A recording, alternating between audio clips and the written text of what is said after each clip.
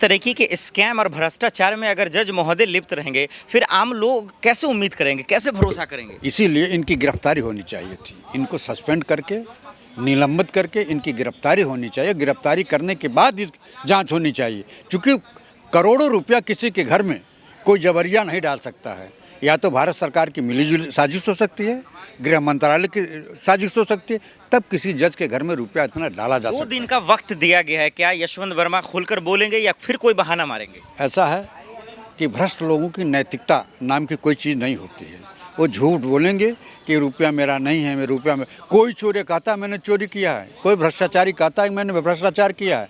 और तो जब जांच होती है, उस जांच कमेटी के द्वारा जो निर्णय लिया जाता है, तो चूंकि न्यायपालिका का मामला, एक न्यायपालिका को, एक जज को बचाने के लिए पूरा न्यायपालिका सुप्रीम कोर्ट बदनाम हो जाती है। क्या यहाँ पे संजय खन्ना साहब को, सीजीआई खन्ना साहब को सलाम है कि उन्होंने बहादुरी दिखाई और तुरंत इस रिपोर्ट को सौंपा, 3 जजों को भेजा जांच करने के लिए? क्या यहाँ पे सलाम है? निश्चित रूप से मैं ऐसे जज जो चीफ जस्टिस हैं, मैं सलाम करता हूं कि कम से कम आपने एक भ्रष्टाचारी की कलई को खोल दिया। बहुत लोग अब हैं, ऐसे लोग हैं जो रुपया लेकर के 2 करोड़ 3 करोड़ रुपया लेकर के 50,000 रुपया जो घूस नहीं लेते हैं, 1 करोड़ों में घूस लेते हैं।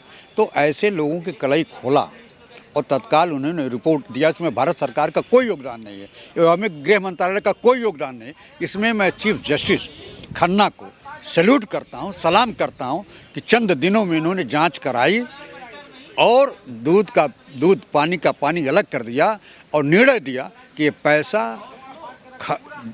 जज महोदय का ही सवाल ये है गुरुजी कि इसमें कोर्ट का मामला था, वो तो हो ही रहा था, रिपोर्ट भी हुआ, जांच भी हुआ और आज सौंप भी दिया गया, तो इसमें सरकार को क्यों लपेट रहे हैं, उनको क्यों ला रहे हैं कटघरे में? इसीलिए कि सरकार उसमें शामिल, इसलिए मैं बता रहा था कि खुफिया विभाग, दिल्ली की पुलिस, इंटेलिजेंस, यह गृह मंत्रालय के अधीन आता है।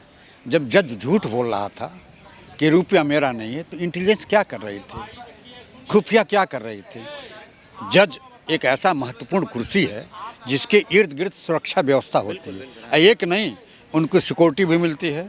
सिक्योरिटी को लांघ करके कैसे रुपया गया? जो सुरक्षा व्यवस्था है उसको लांघ करके कैसे गया? आप और हम बिना अपॉइंटमेंट के जज से मिल नहीं सकते हैं, और भी आपकी छानबीन होगी, जांच पड़ताल होगी कि किस मुद्दे पर जा रहे हैं आप। अब तो सर रिपोर्ट खुलेगा, अब तो पन्ना खुलेगा, अब तो सब पन्नों पे एक तरफ सरकार का नाम, एक तरफ जज महोदय जो इसमें लिप्त है सबका नाम खुलेगा। निश्चित रूप से मैं बधाई देता हूं चीफ जस्टिस महोदय को। इसमें कलई खुलेगी सरकार की भी। सरकार इतने दिनों तक छिपाए रखी, पुलिस विभाग ने कोई जांच नहीं किया। यह तो चूंकि न्यायालय ने जांच कराया है, चीफ जस्टिस ने न्याय कराया। मैं इसमें सीधे चीफ जस्टिस महोदय को धन्यवाद देता हूं। क्या उम्मीद करें, क्या वर्मा साहब की गिरफ्तारी होगी, क्या इस्तीफा जल्द से जल्द देंगे या फिर इसका भी इंतजार किया, इसमें भी वक्त लगेगा? इसमें कोई सवाल नहीं उठता है।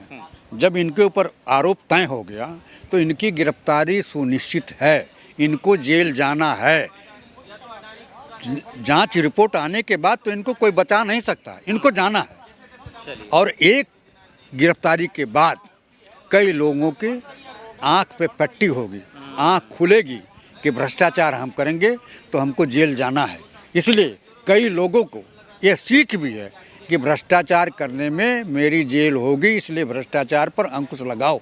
और न्यायपालिका अगर अंकुश नहीं लगाएगी तो पूरे समाज में, पूरे कोई ऐसा विभाग भारत सरकार का और उत्तर प्रदेश सरकार का, किसी भी प्रदेश का की सरकार है, वो भ्रष्टाचार के गंगोत्री में डुबकी लगा रही है, तो इनके भ्रष्टाचार को रोकने के लिए न्यायपालिका ही जरूरी है। बिल्कुल। एक सवाल जो